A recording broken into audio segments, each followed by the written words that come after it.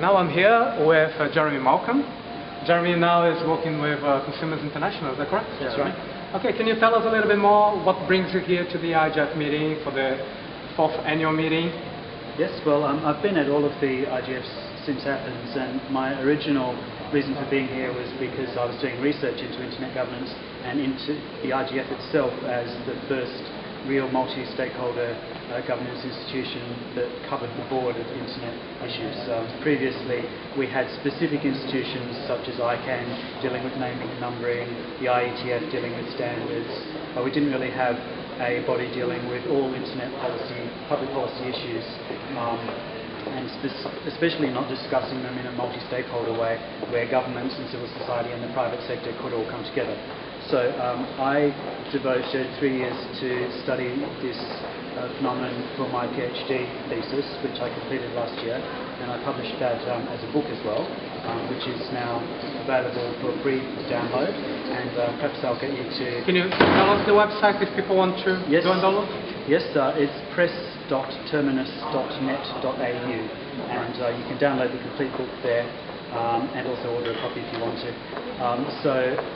That was the first reason why I became involved with the IGF, and I had some recommendations that came out of my research about how the IGF could become more effective at actually addressing the policy issues rather than simply discussing them, because currently the IGF is structured rather like a conference, and I have the idea that the IGF could actually give civil society in particular a better voice in shaping public policy development, and rather than just listening to presentations. So that was my original interest in the IGF, but now... Currently, yes. Now I've taken a job with Consumers International, where I am dealing with a particular substantive issue that affects the internet, and that is access to knowledge.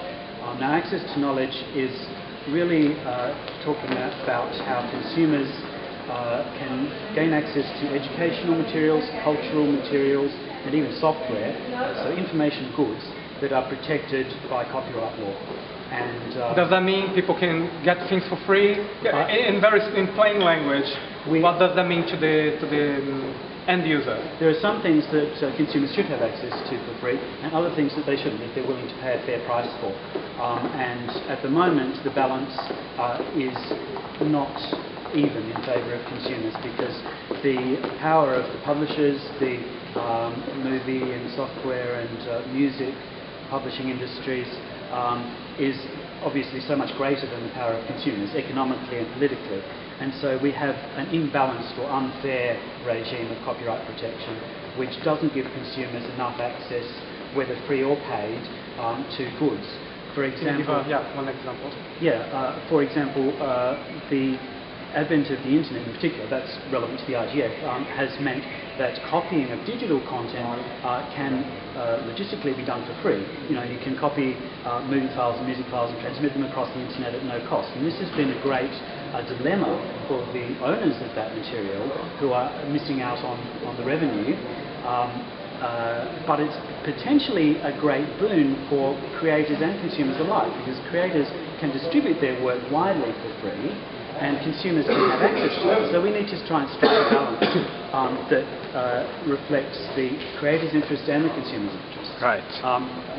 So far, the balance has been to clamp down on the sharing of files over the internet, to make it illegal to bypass copyright technical protection mechanisms on copyright goods, to cut users off from the internet if they're accused of file sharing.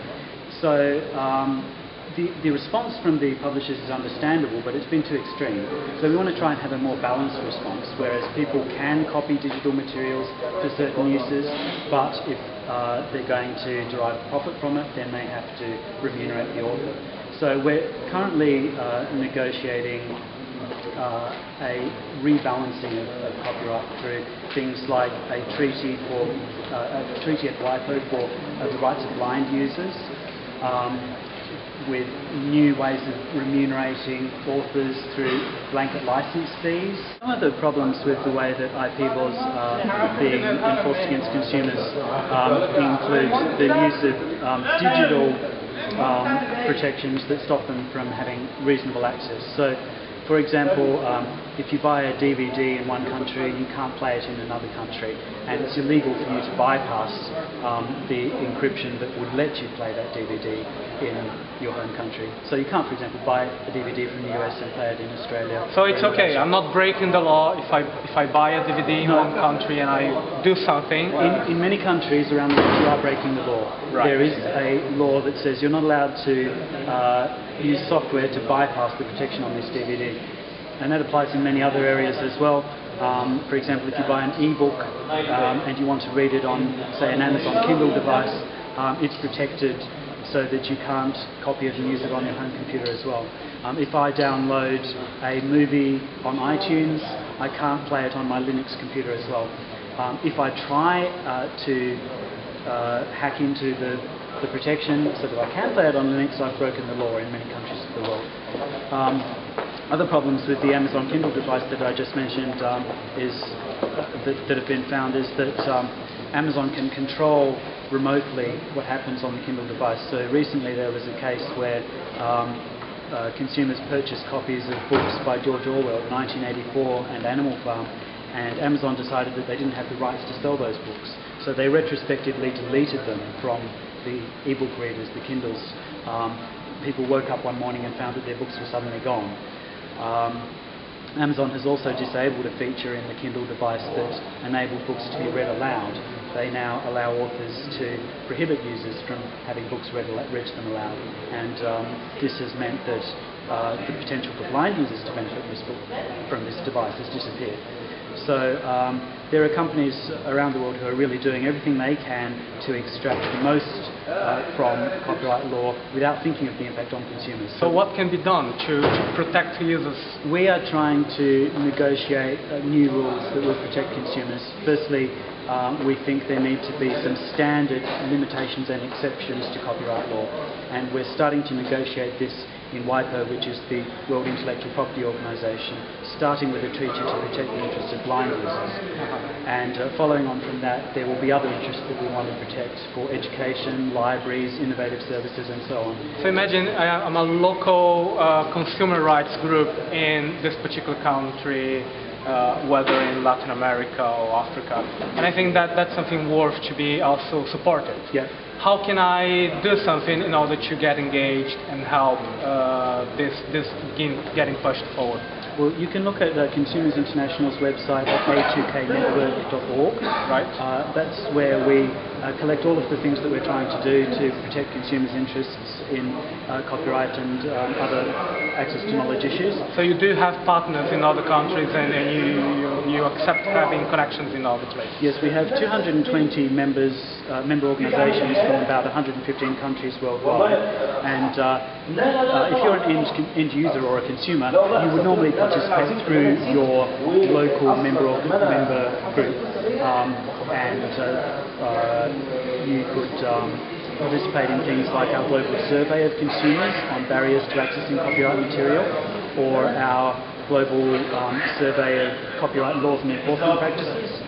We're also releasing a film on access to knowledge, which will be interesting for you to check out later in the year.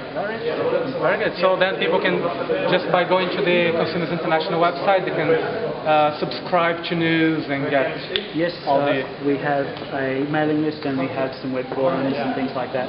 So that web address is not Consumers International's main website, but it's just the Access to Knowledge website, a2knetwork.org. That's wonderful. Thank you very much, Harvey. Thank you. Thank you.